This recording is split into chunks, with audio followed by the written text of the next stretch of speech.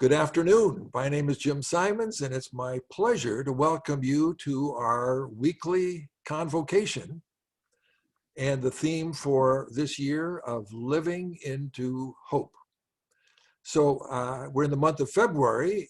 It's Black History Month, and it's important, significant to me that all of our speakers in February are people of color, and 3 of the 4 come from the United States, but the 4th one today comes from Australia, one of the original people of Australia, and it's really exciting to have him with us.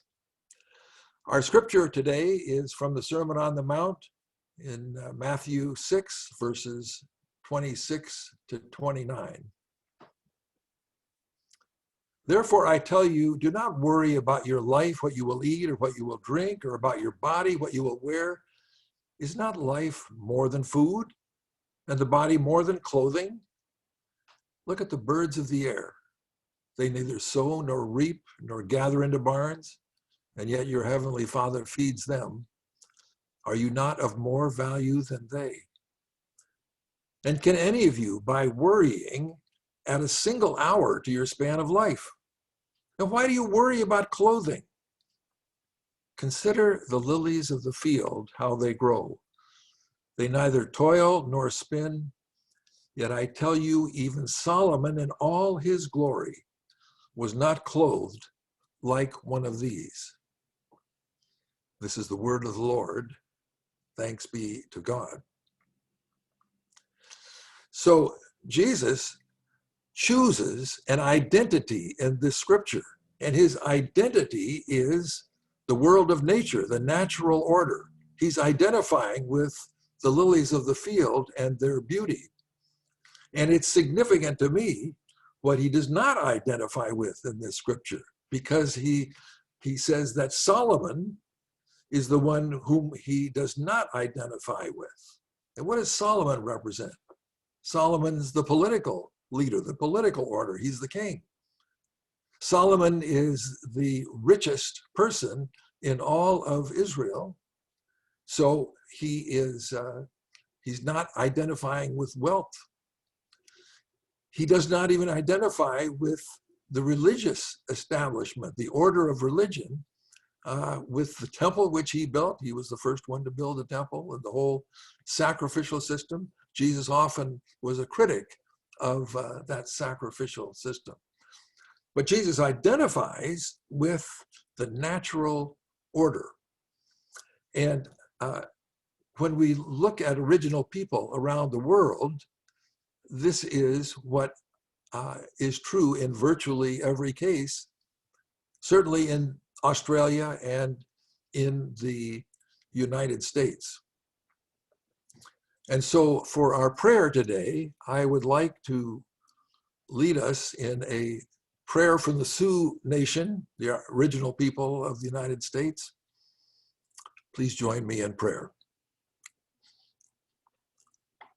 Grandfather, Great Spirit, all over the world, the faces of living ones are alike. With tenderness, they come up out of the ground. Look upon your children, that they may face the winds and walk the good road to the day of quiet. Grandfather Spirit, fill us with the light. Give us the strength to understand and the eyes to see. Teach us to walk the soft earth as relatives to all that live. Amen.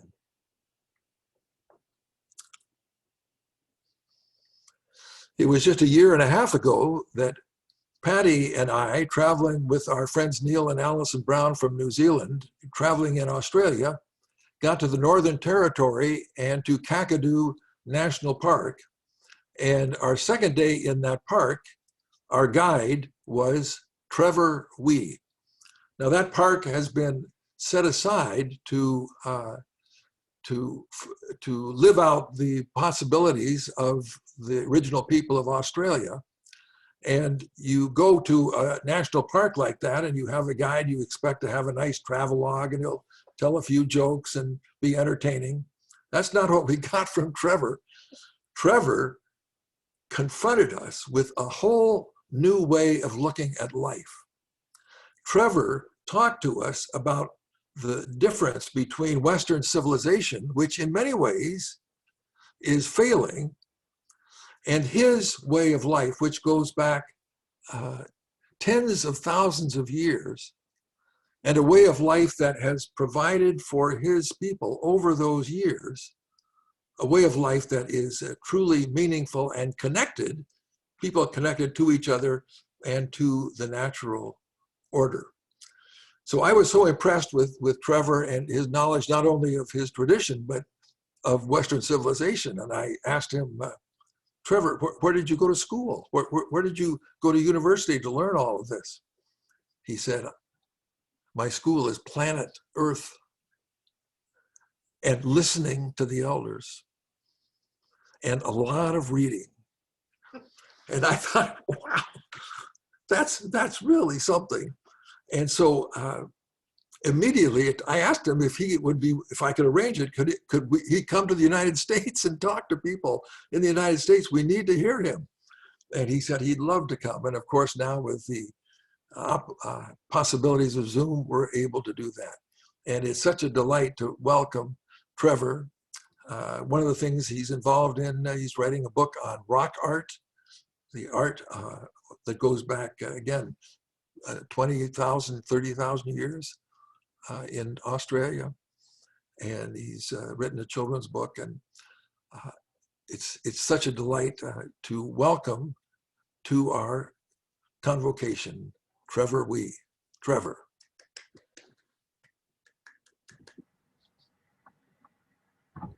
Great, thank you, Jim.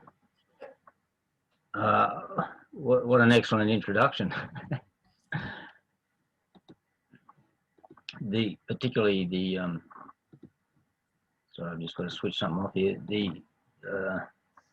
The scripture, and then the Hopi prayer, and your acknowledgement of you know, the nature. So it really set the ground for what I'm going to cover here today. So thanks for that, Jim. And I thank you for inviting me to make a presentation to you folks.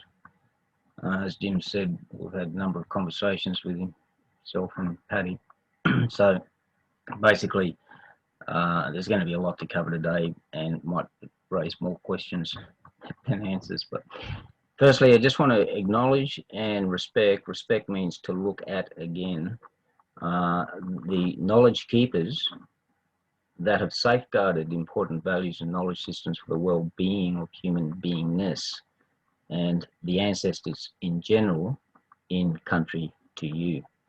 So we don't have the word my in culture, which is a personal possessive pronoun. So you will hear us saying mother to me, country to us, etc. We belong with, we don't own. Okay, now it's going to be challenging to condense the scope of this topic to less than an hour, but I hope it'll be enough to prevent misinterpretation. I'll do the best to stick to my notes.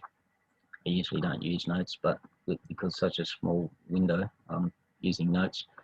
And for anybody who wants to follow up later for more detail, well, Jim is connected with me, so that's a possibility. Now, some of the language that I use may seem a little strange. I'm using the English language, but I'm not going to be using idioms and colloquialisms and semantics that you are necessarily used to. So hopefully you'll get what I'm saying, and sometimes I'll put in a subsequent explanation because I realise that it's potentially quite different for some of you folks. Now, I was asked by Jim to briefly cover a little of heritage to me, and I identify as an Aboriginal person, though I'm a non-bloodline adoptee-linial. So that's not matrilineal, that's not patrilineal, it's adoptee-linial. So father to me arrived in Darwin in 1946 in the undercarriage of a DC-3 twin propeller aircraft. He was in the wheel well, spinning wheels hit him in the back. He's almost dead. keep Australia white policy. He was to be deported as soon as he was out of hospital. A young trainee nurse, Auntie Jane, Aboriginal lady from Wumbalanya, near where I work here, and she adopted Dad, Blackfella Way. And then later he was adopted formally by another Aboriginal lady, because then she married an Englishman. She was considered as a person, because before then, back then they were considered as part of the flora and fauna. But when Auntie Bertha married an Englishman, she became a person and was able to sign a formal Westminster document of adoption. So I belong with Gunwinku mob, that's this mob out here, and Larrakia mob, that's the mob in Darwin, or around the Darwin Peninsula there. And I grew up with a significant immersion with Aboriginal people's culture. Mum was the only white person I saw on a daily basis up until when I went to primary school. So we're running around in our backyard, which is all bush, and all the blackfella camps, and just learning and picking up and listening and watching, and from the elders, and just be Aboriginal people in general in our backyard. At a certain point, I was given law, or an aspect of law. No one ever is a carrier of full law. So depending on your archetype energy, you're given certain aspects of law. And then you have the role of, the role is, it's responsible to transfer that law to others. So semantically, I don't use the words education, lecture, teach.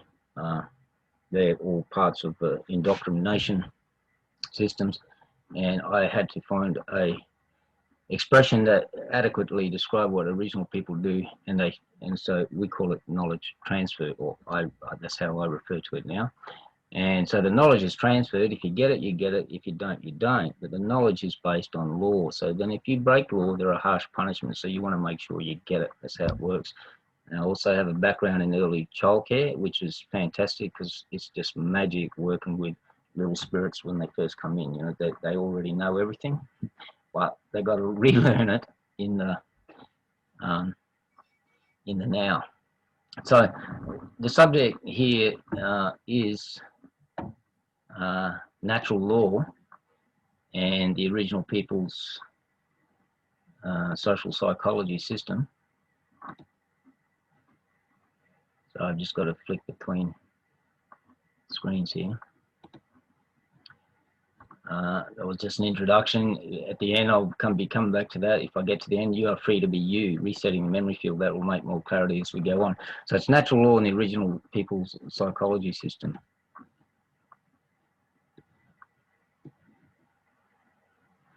So basically, psychology is how we cope. So this is an outline of how they cope, and what are we coping with? We're coping with the conscious and physical dimensions, as well as the interdimensional expressions of energy. And everything is perceived as energy, as a form of energy. We have a saying, spirit is energy, energy is spirit. And of course, I'm transferring this into English language. And the setting for this is the third dimension, because that's where we are incarnate at this time, though we do have access to other dimensions. I don't have time to put in a lot of references for all that, but hopefully you'll get the picture. So natural law is a social psychology system, the social psychology system is derived from natural law, and they're the same laws that govern physics and chemistry. So I cover some of the fundamentals of the nature of the third dimension. That's the dimension we're primarily coping within, in order to get to the discussion of the natural law. So some precursor information. So both the gnosis and the genesis from sacred geometry, which shows how the third dimension is manifest by a mathematical formula, or some people prefer to look at it the other way, how a mathematical formula shows the manifestation of the third or material dimension. Now, this information has been downloaded onto this planet from between 5,000 and 7,000 years ago, as best we can approximate, different times on different continents, but over about a 2,000 year period, and it's engraved in a lot of different cultures. Now, the original people here don't have an engraving that we are able to find yet of the full sacred geometry outline. However, they got all the basics, the rudiments, the first, what I refer to as the first movements. So shortly I'll be covering those. So just go into this, and this is what we're dealing with. We are all toroids. Everything is toroid. It's all spinning. Now, and within this structure, we have movement. You end up with sound, and sound causes form. Just keeping it to the basic here. Now, with energy flow, even if it's latent energy sitting there, it's got flow, and that is released. So it's potential and it's released. Otherwise, there's no potential. So we have the dot is the symbol. I've got to cover more with symbols in a minute, but the dot is a symbol of everything because it's the symbol of potential. So when you see all the dot art, the artist is sitting there and he's creating in here what want to manifest. Okay, so that's the story. And if you repetition, and then it's more likely for that to take place. Now, to manifest it as they're desiring it to. Now, the artwork itself also carries story of law and law. I will talk more about law and law in a sec. So there are a lot of different things happening with artwork, but basically artworks are symbols, and words are symbols as well. Everything that we communicate with is symbols. So law and law, you folks probably pronounce it differently. To me, it's just law and law. But I find a lot of people don't actually get what L-O-R-E and L-A-W, what the differences are. So the L-O-R-E are the stories that are constructed using symbols, metaphor, analogy, etc. And they differ from continent to continent because different people are living in different environmental situations. They've got different stimuli in the environment that they're drawn off of to create their symbols. You come to Australia, we've got a lot of over 32 different nations before the British arrived, and sometimes they got different symbols to cover the same thing because of different things happening in the environment, like being exposed to different animals, etc. If you're in desert country compared to coastal country. So when you travel around, you look at the L-O-R-E, and what you're looking for inside the L-O-R-E is the L-A-W. And the L-A-W is natural law. You'll find that there's similarities in many of the indigenous cultures around the planet, though what we have here in this on this continent is quite remarkable. So I'm going to cover now a law story. I'm just going to, obviously it's going to be into English, and just to give you an idea with the basics of sacred geometry and where the natural laws are derived from. So they have as a symbol of everything is the circle. Everything is contained within the circle. That's a feminine shape. It's receptive, and inside this shape comes the first movement, and this is the potential sitting there. You see the dot in the middle, that's called a polymonad. So it's one and everything together. And this entity, just refer to it as an entity, can realize that it can't see itself because there is only one. And it can ask itself the question, do I exist? Then it has the idea to duplicate itself. So now comes your first expressive energy, and this is referred to as masculine energy, and it moves to the outer perimeter of its radiant field in that circle and create another one of itself with another radiant field which intersects back through where it first came from. Now, in that process, it saw the path, or it can see the path from where it came from, and so it knows how to go back to where it came from. And this oscillating back and forwards in the, you know, in fields of energy, that's what we refer to as the memory field. If you don't have that, you don't have memory. And memory is extremely important to everything, because without it, nothing continues to exist. We say you look at the rock, you look away, look back at the rock, it's still there. Why? Because it can remember what it is. The same as all the atoms in your body and everything in the material plane can remember what it is. That's basic memory there to do with the physical plane. Now, what actually happened when you got those two circles overlap, you had the point of origin in the middle of the two circles, but now you've got two other points where those two circles intersect at the top and the bottom. And now you've got your straight lines where the straight line geometry starts, and you got your cross. And you see all cultures used a cross. Then if you expand these circles out into a series of circles that keep going around, I don't have a visual for that on here, loaded on here at the moment, that you will get to you'll see the seed of life, the flower of life, and you'll end up with a object, if you like, which is referred to as Metatron's cube, after 7 circles surrounding the one in the middle. And you'll see that all the Platonic solids can be derived from that geometry. So that's an understanding of the physics and the chemistry. You also end up with 2 equilateral triangles there.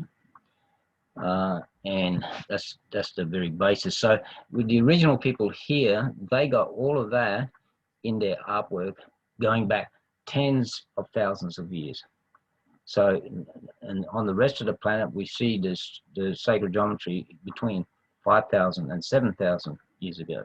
So downloaded or brought here from off-planet entities.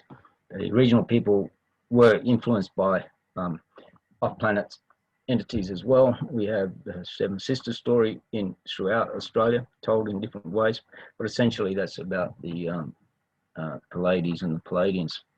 So that memory and memory field, as I said, is very important because memory has the ability to affect anything else that comes after to some degree or another.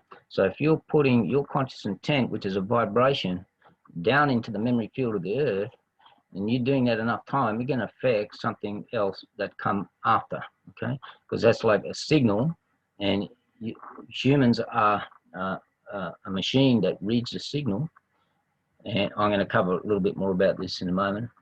And you can be affected by the signal, and you might not even realize, you might not be aware or mindful that the signal is there in the first place. However, with the original people, they are tapping into this all the time, so they knew, they had a very good idea of what was going on around them. Now, I'll just go back there.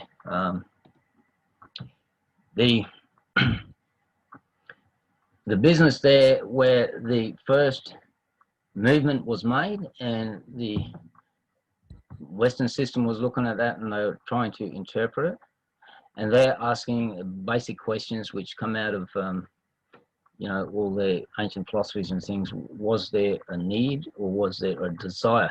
They could not identify a need, so it was a desire, and that's why we have the English expression dream time, because it's an aspiration, like Martin Luther King. I have a dream. It had the idea, dream, to duplicate itself, so then it did. And then once it did that, you had the framework for the material dimension to persist in, which is, you know, via the Metatron's cube. So we live in the dream, and the dream is continuous. When we're singing into the songlines, which is the memory field of Mother Earth, we're singing for the continuation of everything that we enjoy in nature, because we are nature.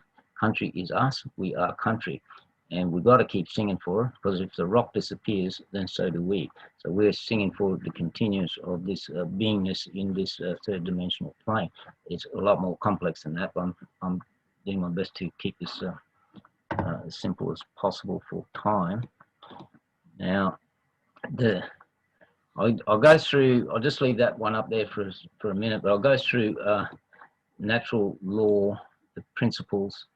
And I've got the first principle written down as the principle of care. Reason is because they identify everything come out of the circle, which is a feminine receptive shape.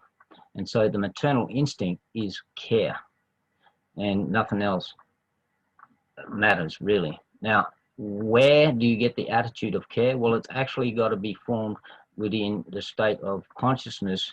And I used to describe this as the capacity to detect, decipher, and decide, though in February 2019, I came across an American fellow, Mark Passio, which was an ex-minister in the satanic religion. He got out and he does all the same stuff, talk about all, it's all identical to what we got here, but they got a few different slants on it.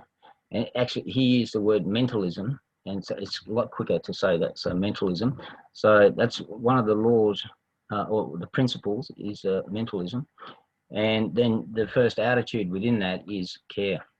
Then we have, coming out of that sacred geometry, we've got the law of vibration, the law of polarity, the law of rhythm, cyclicity, the law of reciprocity. That's a key one because we have comeback, the term comeback, you will know that as another word, karma, okay? The law of correspondence and the law of gender. And that's the principal genders, because in here, over here, and I think in other places like South Pacific, and Polynesia, and maybe even the Americas, a lot of the original cultures recognize more than one gender, like we have 5 genders here. So, but the 2 principal genders required for procreation. Now, so from these principles, we got these basic laws that apply to our human beingness and how we cope with all the other human beings and all everything else in nature that's around us, and all the other experiences we're having in the multi-dimensional fields. So some of you may be aware of those types of things, some maybe not. I'm just you know, putting it quite basically there. So the laws which come from the principle, well, one of the laws is care. The first law is care. And we got the law of balance and the law of respect, responsibility. It's basically to look at again and be responsible for what you're looking at and transfer it on. And the law of permission is a big one, because that is what's being abused, ridden over on this planet. And basically, even extraterrestrial societies or mob that come from off planet, they got to follow the same thing. And even entities that don't have physical bodies, they got to follow the same thing. Otherwise you get to come back. So you got to have permission. But on this planet, they've been doing all of this stuff, putting it out in front of everybody, and nobody's and it's called entertainment, and nobody's objecting, and that's the same as giving them permission. So you've got to realize what's going on and deny permission. That's a very important thing, but that's another 2-day discussion really. And one of the things you get out of all this is the realization of your sovereign inalienable rights. They're rights that you're born with. So on this planet, when we got a regional people system with very few laws and very stable harmonic social system, and you have a look at money-based cultures, which have got tens of thousands of laws. Most of them got nothing to do with your well-being. They're about feeding someone else upline. And so you see there's a stark contrast there. So quickly now, back to the mentalism.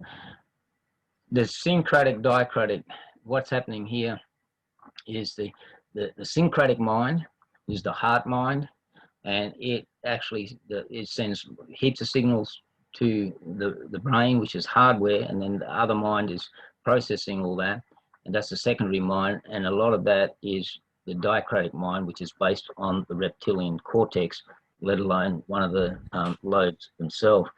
And the big difference here is that the syncretic mind is, I'll just go to this slide, is holarchy. Okay, so archy means to govern. So it's a holistic look, and you're connected to everything. It's connected. You've probably heard the expression "we are one." This type of thing coming out of certain things. I've said before, we have no word for my, and that also reduces the sense of loss if you don't own anything. Everything is all sharing, and the system is referred to as co-petitive, which means together you ask. You even ask the animals and the plants what you're going to do. You ask the water, the sky, what you're going to do, because everything has got to be expressed for the benefit of all, not for inappropriate selfish ego.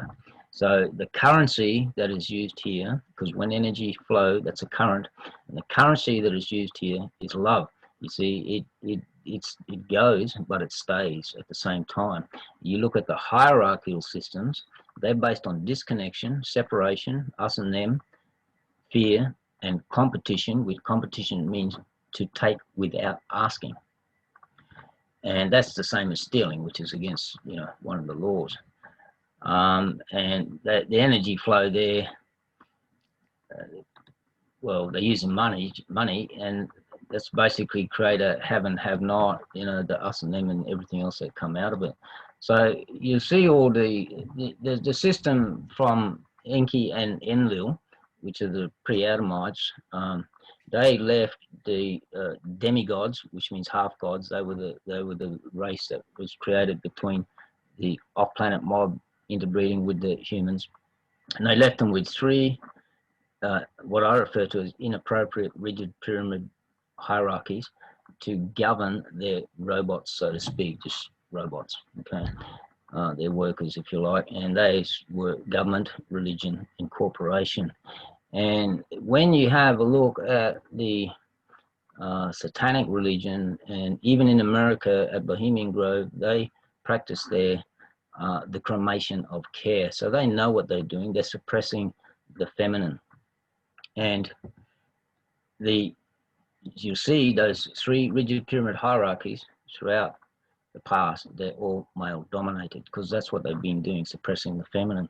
So when we're doing a triangle, it's drawn on a side, you've got the dot in the center, usually surrounded by the circle, and you see there's no rigid base, because this one here is a symbol of one at the top, and down here the big load, which in real terms transfers as suppression and depression, which is a big problem on the planet. Some people don't even realize they're depressed, but we are being suppressed. So this is the original peoples, and when we meditate, we spin this because it's got to spin. This one doesn't spin. Okay, it's fixed, and it just keeps the status quo. So this is the one that connects with nature. The other one is disconnected. And when you got all this connection, you can draw the this polarity. We live in some people say get rid of the duality, get rid of the polarity. Well, that's the third dimension. If you don't want to, you have to leave this dimension. But if you're coping within this dimension, don't look at just the black and the white. So I did this graphic because the yin and yang is, all that polarity. And it's far nicer to observe all these rainbows in between. I'll come back to that one.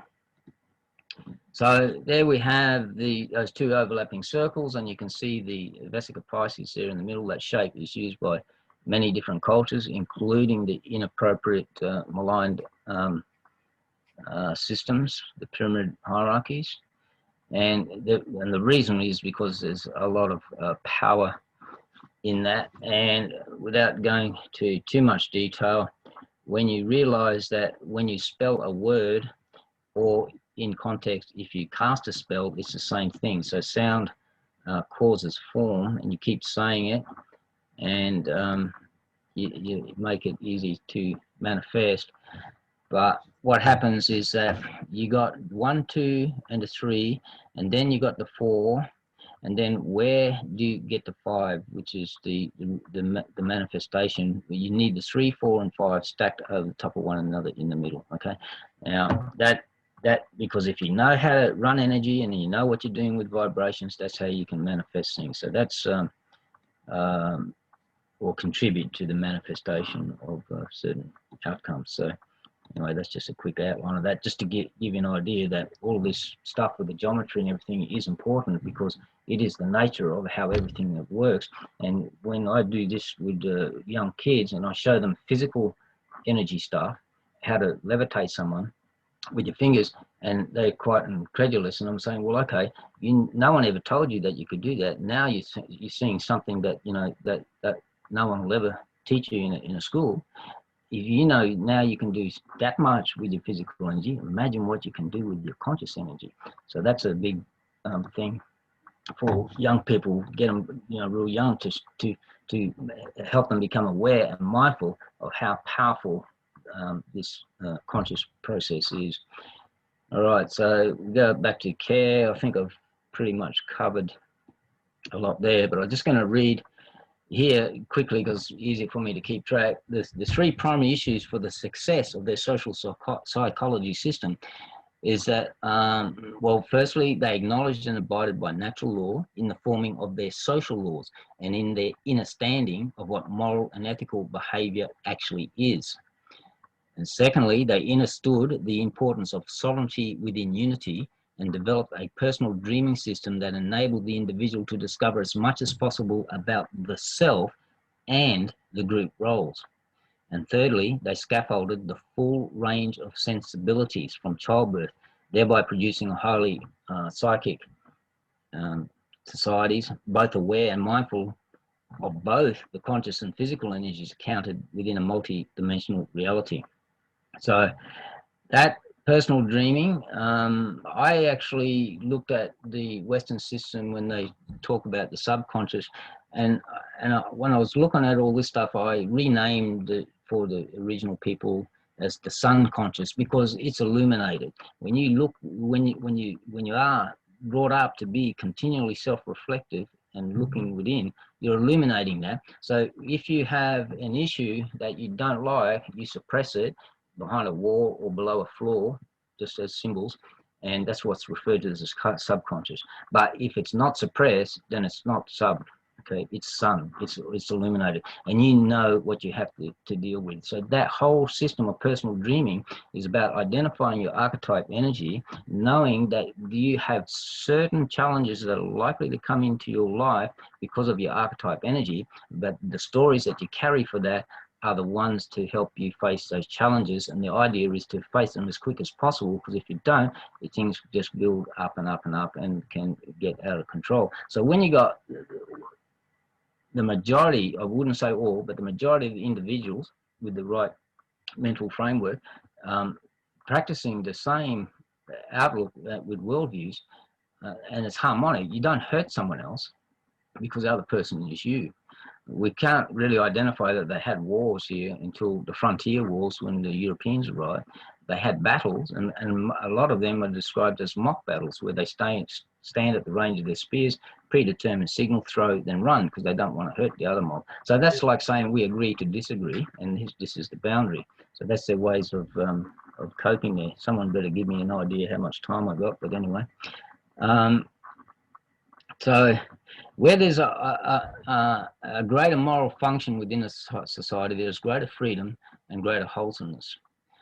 And any society that has, you know, tens of thousands of laws made by man is basically morally corrupt at the top of a pyramid there, and dysfunctional by the measure of lack of wholesomeness, and freedom increased by anxiety and depression. Now, I really liked Krishnamurti's quotes. I might be misquoting here, but it's along the lines of, it's no measure of well-being to be well adjusted to a profoundly sick society. So this is the way the systems are run to assist people to cope. One is wholesome, and the other is just extremely separative, based on competition. So the circle, I've already covered the circle enough on that. Now, other than with the mother's care, everything else is, all else is looked after with care. And exercising of rights is a process of care for both the self and the group. So if everybody has to be treated equally, so male and female, in terms of gender, are equal. They have different roles, they are different genders, they have different roles, but not one is suppressed beneath another. So they are horizontal, as Herman pointed out in one of his presentations. and all other points are regarded with care and respected duly, and thereby a distinction is made where all facts that are deemed as a right are a right, and what is wrong is wrong. So where facts go against natural law, they are facts defining wrongs. Now, so within the laws, the law of balance, I'm not sure if I actually covered all of those, care, balance, respect, responsibilities, permission, yeah, I did, okay, for the social laws. And the balance itself is important. The important moral and ethical outcomes are the individual laws of respect of all and everything, as all is life and sentient within the major mind of a heart. Well, I've basically covered that anyway. And a competitive society that is aware of the law of permission. So you seriously think about competition, it means take without asking. If you're playing a team sport, you don't stop and ask the goalie, is it all right if I get that goal? Because there's a tacit understanding that you're playing a team sport, that you take that goal. Now, but that is competition. Original people had ways of burning off energy, particularly for young males, with certain activities, but they didn't keep score. And it's fun. And that's all you do. You run around. I used to play hockey. I just used to go out there to chase the ball and have fun. Didn't matter if we won or lost. At any rate. So we're looking at the rigid pyramids of inappropriate control being male dominated and imbalanced. And so we focus on bringing the feminine back into its rightful place of balance. And around about 2001, 2002, I was making connection with this word history. It's his story, as someone referred to it as, written by the conquerors. And I thought, well, okay, that I don't want to use that word. So I got our story, your story, because our story written in a circle becomes another word, your story, and you see that's all inclusive. So that's a little logo that I made up there just for that. These are just, things to do. The very important thing here is that natural law never changes. Human laws can change to suit whoever's, in power, basically, but natural law never changes. Okay, we've already seen that. The full range of sensibilities. Now, most people are aware of 5 waking senses. There are actually 21 senses that science can measure, and then there's all these other senses they're unable to measure. But you are using these all the time, whether you're aware and mindful of it, they're happening to you. Now, with original people, they're already from early child, that's being scaffolded, this ability. So they're extremely sentient and quite psychic across the board. And seriously, I go into some mob where I've never been before, or I see other mob go in there and them looking at them, the elders looking at them, they know where you've been, what's happening in your life now, and sometimes they'll tell you what you'll be doing in 40 years' time. That happened to me twice, right? Once 25 years' time, and another time 40 years' time. So they're incredibly psychic. The symbols and concepts, I'll just quickly go through some of the symbols here, because a lot of the LORE, if you don't understand the symbols, you don't know what you're actually looking for with the LAW. So with that circle and the cross, and in the Vesica Pisces, that's actually the symbol for right choice. Because to get the vibration of the 3 to 4 to 5 balanced over the center, you've got to do that with right choice. Okay. Whereas the other mob, who are the dark mob, they're using the same process and power, but they're doing it for inappropriate, selfish reasons, not for the good of all. So this one is a painting from just nearby here, Arnhem region, and this painting style is dated to around 25,000-30,000 year. And this one I'm unable to date, but it will be quite old. It was several hundreds of years at least, and could be even older. And this appears multitude of places in the Sydney Basin. So same thing, you see, even though the LORE changed, the visual symbols and the LAW conveyed through the visual symbols, they're standard throughout the country. And just quickly, the rainbow serpent, a lot of people don't misunderstand. The early missionaries said it's devil worship. You got to get rid of it if you want to come to the mission, so you won't be killed, slaughtered. But really look at energy, look at the sine wave, the cosine wave, the rainbow serpent. There's a lot more to it than that. And then the goanna is, so that's physical energy, and the goanna is the conscious energy. You can see he got feet, so he's connected in the third dimension. Now, what the thing is here is that the 1, 2, 3, the trilogy is important. It exists in all culture because it's there. It's at the foundation in sacred genre. It's at the foundation of the physical dimension coming into being. So both the snake and the goanna got the 3, the trilogy, okay? And it's the forked tongue because it's the first expressed energy, and as soon as it forks, you got 3. 1, 2, 3. So this is just to help you appreciate that these symbols are not just plucked arbitrarily out of the atmosphere for feel-good reasons. They got to have the elements in the graphic there that are able to outline the story, process and form that that they're employed to do. Now, also, when you have a look at, I'll just shift out of the way a bit. Wrong way. That there, that's a very strong symbol. That's what we call red lily. In Asia, it's referred to as lotus. This is a subspecies here in Northern Australia. And that's a really strong symbol painted for tens of thousands of years on the wall here. This one really strong because it shows that when you got all the mud of yesteryear, but out of that is bloom. And you have all this strength of vitality, magentas, healing color, all the rest of it. And I use this one instead of that expression, like the phoenix rising from the ashes, is a pre-Adamite. You know, that's from the gods of yesteryear, which is interfaced with off-planet influences and everything else. This one here, you know, is from humans directly and only, with no outside influence.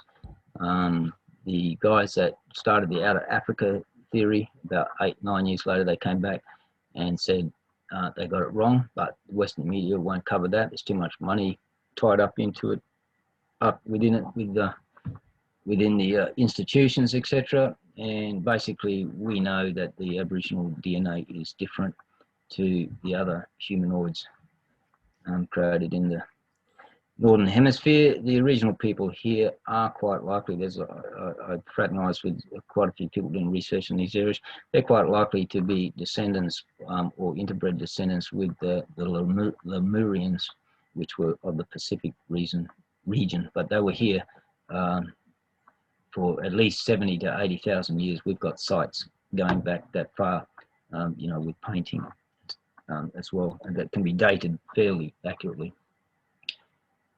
Well, you know, give or take 5,000 years. All right, so the key here really is, for the essence, is that you are free to be you.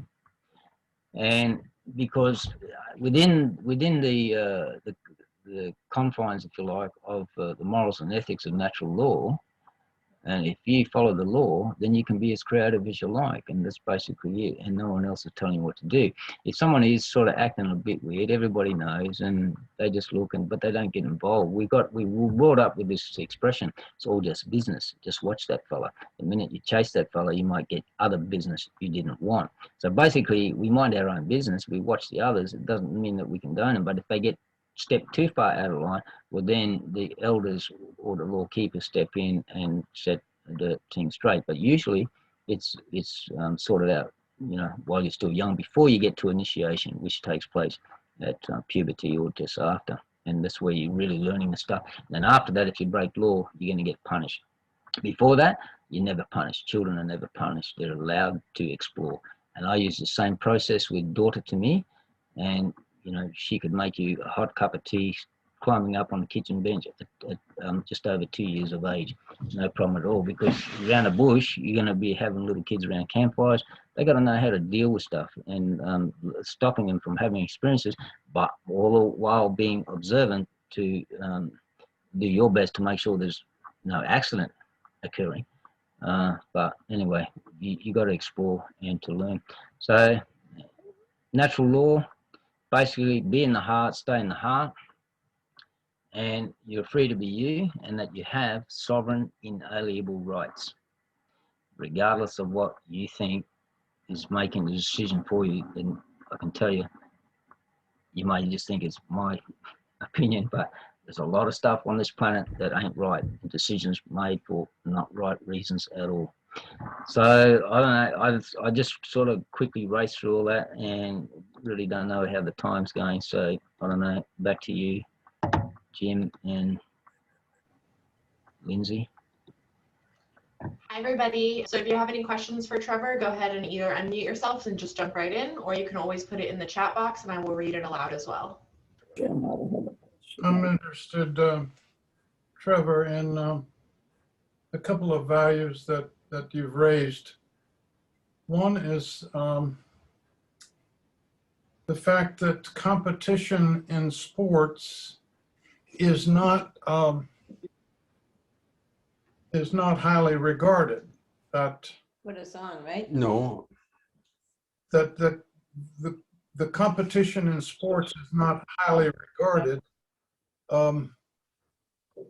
How did you come as original peoples to play sports just for fun and not on a competitive value system? Well, I wasn't here back then, so I can't really say. I can surmise that when you have a look at the system of acknowledging connectedness and that we belong with, and we don't have the word my in any of the languages, so there's no personal possessions involved, then you see, if you got a bully, what are they doing? They're harassing somebody else and they are stealing energy to make themselves look good. So they're really trying to cover for a weakness. So all of these processes at a psychological level, they understood. So why would they ever want to keep score? They just never arrived at that. The mob that kept score were the mob that were associated with the us and them. You know, because that's competition. So well, that's the only thing I could really say. I guess they just never arrived at it. There was no need to, because that wasn't the system. It didn't fulfill any role within the system. I understand. Energy is energy, and you gotta utilize it wisely. I'll just add to that. That's why they don't have any secret societies here. They might have a hierarchy, so to speak, but it's not pyramid hierarchy. It's a hierarchy based on you get the knowledge transfer of the next level of knowledge when you have shown to be fully respectful and responsible for the level you already got and not before, because they're well aware that knowledge could be used or abused.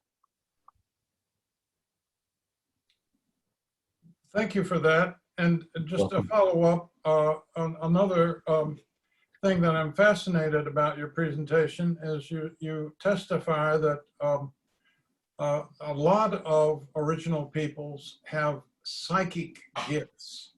Yes. How prevalent is that in your society?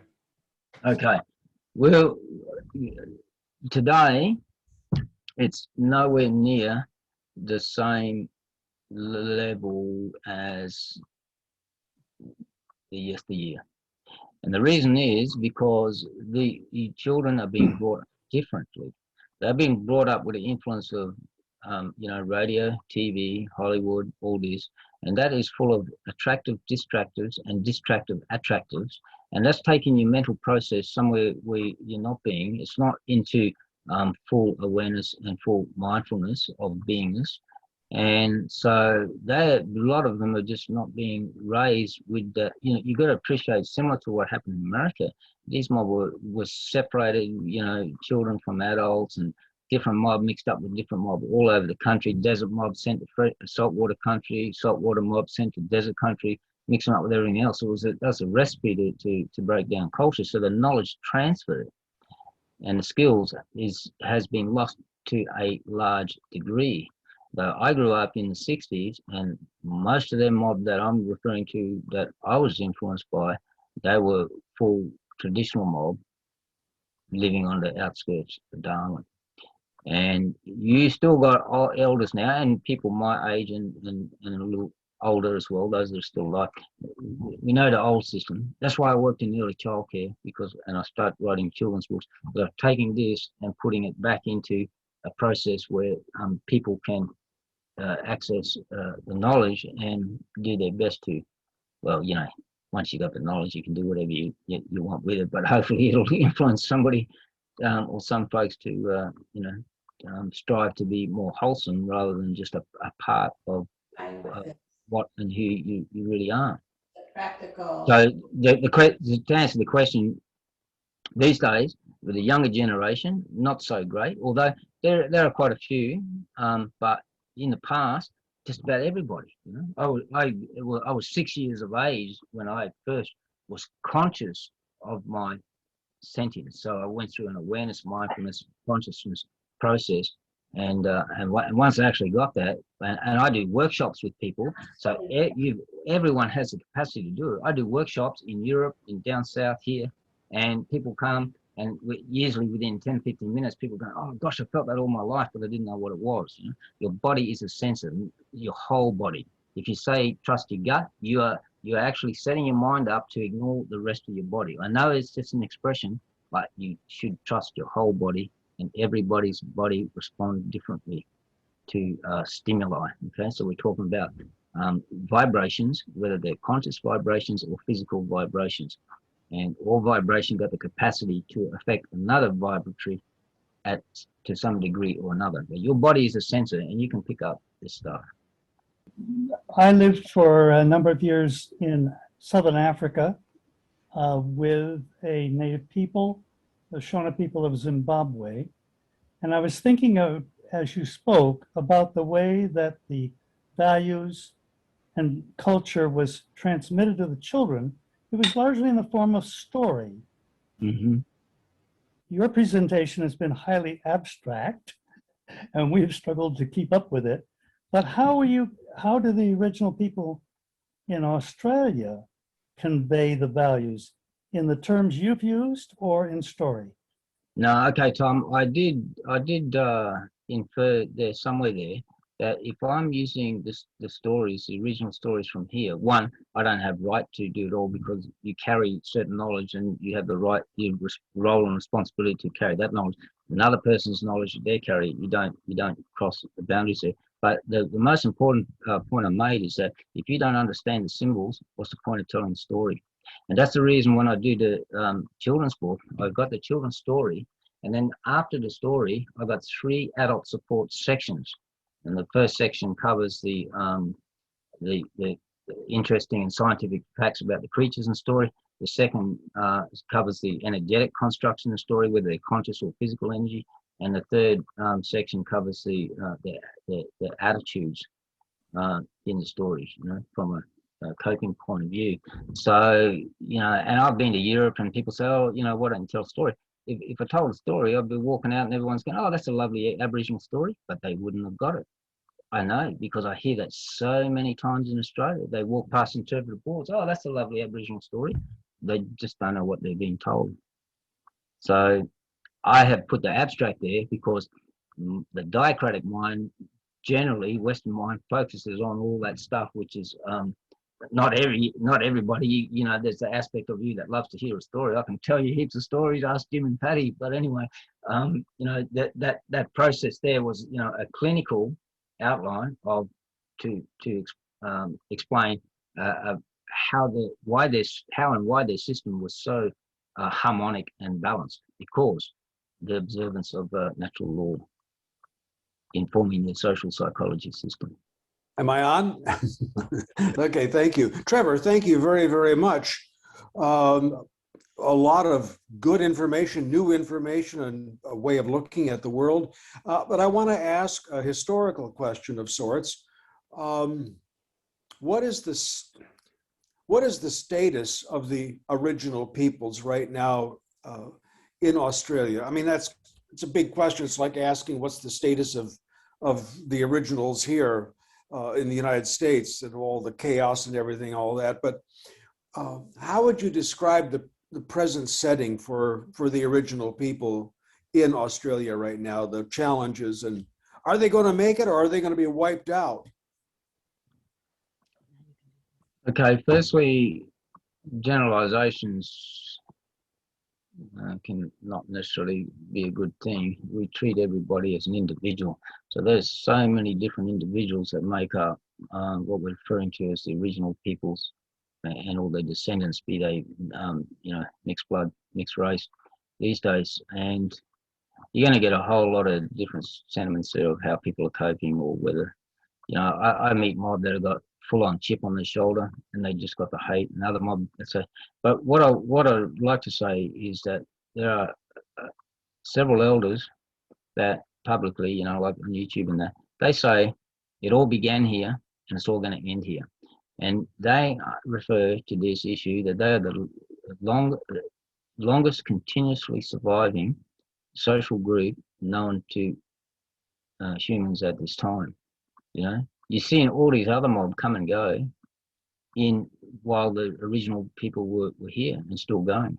So they're not going to, let's put it this way, the information is still there. And as long as we transfer knowledge, it doesn't really matter the size of the group, because for each individual, it's your role and responsibility to do the best you can for the good of all at all times, because it matters while you're here. When you're not here, you know, it's nothing but you contributing to the memory field while you're here. So based on that law, you know, of care, and we should be doing the things with care because we want this to continue in a harmonic and balanced way, not to be suppressed.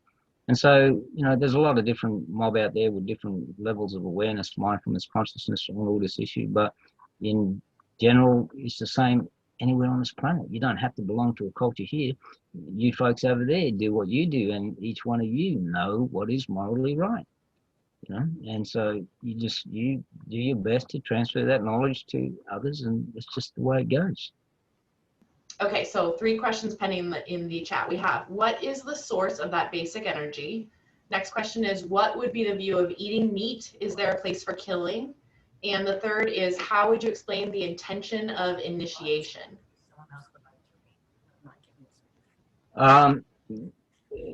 According to a lot of research I've done, there's even most extraterrestrial groups have got no idea where the source of energy is from. So I'm unable to answer that. You obviously know there's been a label applied to it, but we can't answer that, because there's all these other different narratives there about, you know, parallel universes and all the rest of it. So it's just way beyond our scope of detection, deciphering, and determination from this point of existence. So I have had discussions with a lot of people that have been outside of here and seen certain things or whatever, but no one ever really come up with wherever that source was. Sorry, what was the second question? Next one is, what would be the view of eating meat, and is there a place for killing? It's very similar to Native Americans. The animals give themselves up to you. So that's under the law of permission. You're always asking permission. And a large part of the diet is vegetarian, but although in certain geographical zones, vegetarian stuff is pretty scant and there's more animal. But so yeah, they definitely had a place for meat back then to sustain themselves. And sorry, what was the third one? Last is, how would you explain the intention of initiation? Intention of initiation is to get, yeah, that's a bit long, that one, but you know, you got all these physiological things, processes taking place in a body, and they cause changes. And so once you go through these changes, you now are going to realize a fuller role or more of the role that you actually play in the social group, and you got to know how to fulfill that appropriately. So initiation takes you through, I don't know, some people call it dark night of the soul or whatever it is, you know, but you see, they don't wait until a cathartic event happens when you're 55 years of age. It's approached there at puberty, and then you get it, you know, because a lot of folks, not necessarily everybody, but a lot of folks won't realize certain really important things about their beingness until they have a cathartic event. Okay. Trevor, you have been very challenging and inspiring and intriguing, and we're going to think a lot about many of the things you said. A book that you recommended, well, Patty and me, is this one here, Voices of the First Day, Awakening in the Aboriginal Dreamtime, and by Robert Lawler. And if anybody wants to get a good book on what you've been talking about, wouldn't you say this is an excellent guide? Good start. Yes. It's the, you know, so many texts out there. Nothing is ever going to cover everything. But I've read so many stuff where the authors just have not understood the symbols, and they're often just regurgitating something that they read that came before them. Robert Lawler is you know, he's a cosmologist, he's a spiritualist, he understands energy, he knows the stuff, and when he's reviewed the original people's culture, that's the best reference that's available out there to date. And as I did say, all references are limited to what they can cover in from cover to cover. But yeah, it's a very good outline to begin with. Yeah. Trevor, thank you so much for speaking to us today. And Patty and I look forward to continuing conversations on the Zoom. And anybody else that would like to contact questions, that you'd be happy to receive them. Isn't that right? Yeah. Yes. Okay.